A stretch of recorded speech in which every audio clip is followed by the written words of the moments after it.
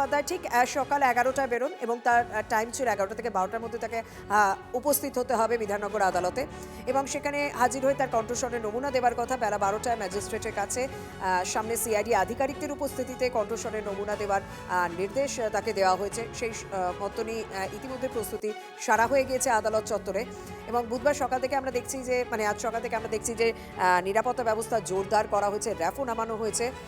নির্দিষ্ট কোনো কারণ ছাড়া কাউকে আদালত চত্বরে ঢুকতে দেওয়া হচ্ছে না।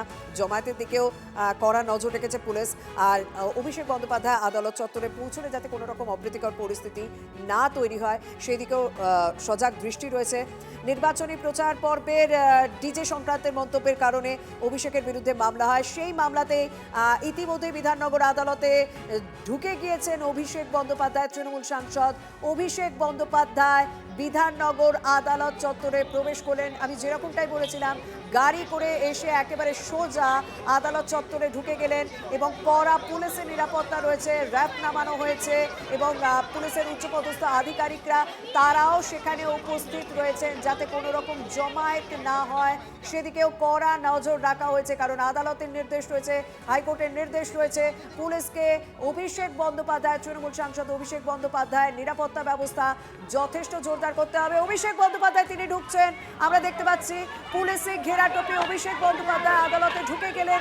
সাংবাদিকদের প্রশ্নের কোনো রকম উত্তর দিলেন না। অভিষেক বন্দ্যোপাধ্যায় গাড়ি করে এলেন, একেবারে সোজা ঢুকে গেলেন পুলিশে ঘেরা টোপে আদালত চত্বরে। এরপরে বেশ কিছু আইনি পদ্ধতি রয়েছে, সেই আইনি পদ্ধতির পরে ম্যাজিস্ট্রেটের সামনে সিআইডি আধিকারিকদের উচ্চপদস্থ কর্তাদের উপস্থিতিতে অভিষেক বন্দ্যোপাধ্যায়ের কণ্ঠস্বর নমুনা দেওয়ার কথা। অর্থাৎ যে দুটি আবেদন করা হয়েছিল অভিষেকের আইনজীবীর পক্ষ থেকে, এক সেটা হচ্ছে নিরাপত্তা সুনিশ্চিত করতে হবে, সেই নিরাপত্তা অন্তত ঢোকার সময় বেশ নজরে পড়ল কড়া পুলিশের নিরাপত্তায়। অভিষেক বন্দ্যোপাধ্যায় আদালতের অভ্যন্তরে ঢুকলেন, আমরা সেই ছবি দেখতে পাচ্ছি। এবার কণ্ঠস্বরের নমুনা তার দেওয়ার পালা। আমাদের সঙ্গে রয়েছেন প্রতিনিধি সুপ্রিয়। একদমই দেখো, সবেমাত্র কিন্তু অভিষেক বন্দ্যোপাধ্যায় তিনি গাড়িতে এসে পৌঁছলেন বিধাননগর আদালত চত্বরে।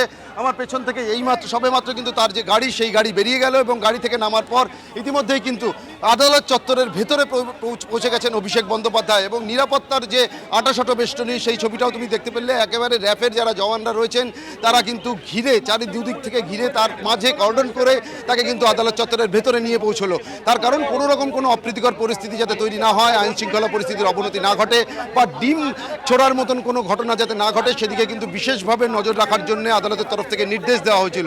আর সেই মতোই কিন্তু একেবারে বিধাননগর কমিশনারেটের পুলিশের তরফ থেকে যাবতীয় প্রস্তুতি রাখা হয়েছিল এবং সেই নিরাপত্তা বেষ্টনীর মধ্যে দিয়েই কিন্তু অভিষেক বন্দ্যোপাধ্যায় তাকে বিধাননগর আদালতে ভেতরে প্রবেশ করিয়ে দেওয়া হলো এবং তিনি পৌঁছে গেছেন ইতিমধ্যেই। আর কিছু সময়ের অপেক্ষা, প্রথমে লিগ্যাল কিছু প্রসেস রয়েছে, কিছু পেপার ওয়ার্ক রয়েছে, সেগুলো সম্পন্ন হবে। ভয়েস স্যাম্পল দেওয়ার যে প্রক্রিয়া, যে কণ্ঠস্বরে নমুনা দেওয়ার যে প্রক্রিয়া, সেই প্রক্রিয়া কিন্তু শুরু হবে। বেশ খানিকটা সময় অবশ্যই সেক্ষেত্রে লাগবে, এমনটাই আমরা জানতে পারছি।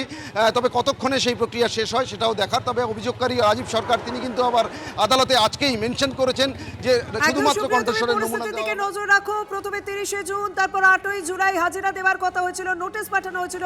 অভিষেক বন্দ্যোপাধ্যায় তিনি হাজিরা দেননি, অবশেষে 15ই জুলাই আদালতে হাজিরা দিলেন। এবার কণ্ঠস্বরের নমুনা নেওয়ার পর আমরা সেই সংক্রান্ত খবরের দিকে নজর রাখবো। তবে সময় হচ্ছে একটা বিরতি।